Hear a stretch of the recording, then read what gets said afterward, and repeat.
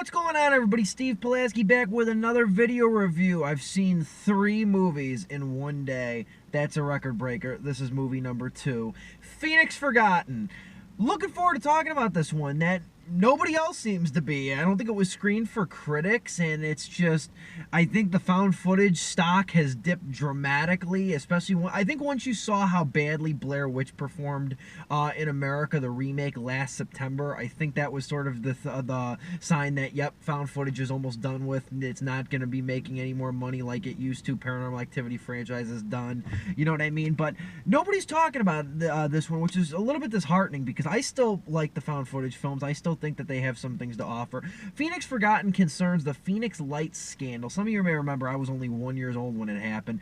We're up and now on the 20-year anniversary of when some mysterious glowing orbs were spotted in the sky on the outskirts of Phoenix, like the Arizona-Nevada border. They were shown in the sky, and then it was like this loud rumbling in addition to like these very weird lights that were just flashing in the sky. So the film revolves around 3 Arizona teens, and this is fictitious.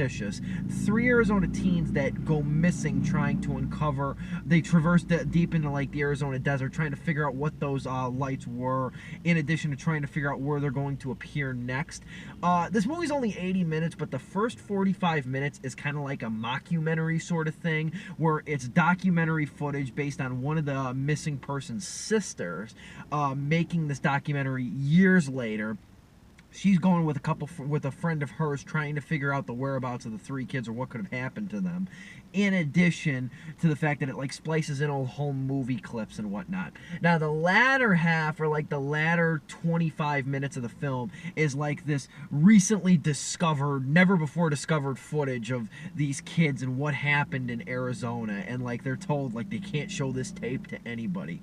It's very different. The 2 different like chunks of this film are almost dichotomous in the way that they don't necessarily go together. Like the ending of the movie doesn't go back to the sister in the documentary. It just kind of the last 25 minutes of the movie is all this footage, then the movie ends. So it weirdly doesn't wrap up, but like the first 45 minutes I was really into it. It was really intriguing.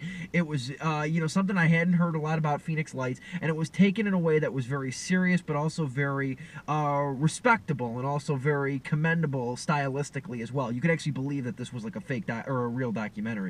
Now, when the inevitable happens and you're going like the last 25 minutes, mostly what I think you paid to see, you know what I mean, the action-oriented stuff, the, you know, mystery unfolding and stuff, and the raw footage of the whole thing, it's okay. It's not great. It's too supernatural, I think. It's got a little bit too much of like Paranormal Activity flavor than it does like an extraterrestrial flavor in that respect. So that's disappointing. But overall, though, I was really surprised by this. I thought that this was a really decent film. I thought that it owes a lot to the Phoenix Lights conspiracy. Doesn't add anything really new, but it does dramatize it in a way that's pretty cool. And I think it's also remarkable to how like retrograde the film looks and how you know, admirably nostalgic everything looks. So I give it a lot of points for that.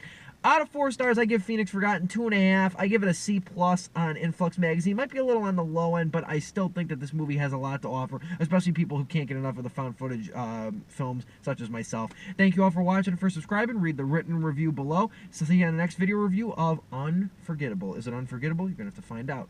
See you guys later.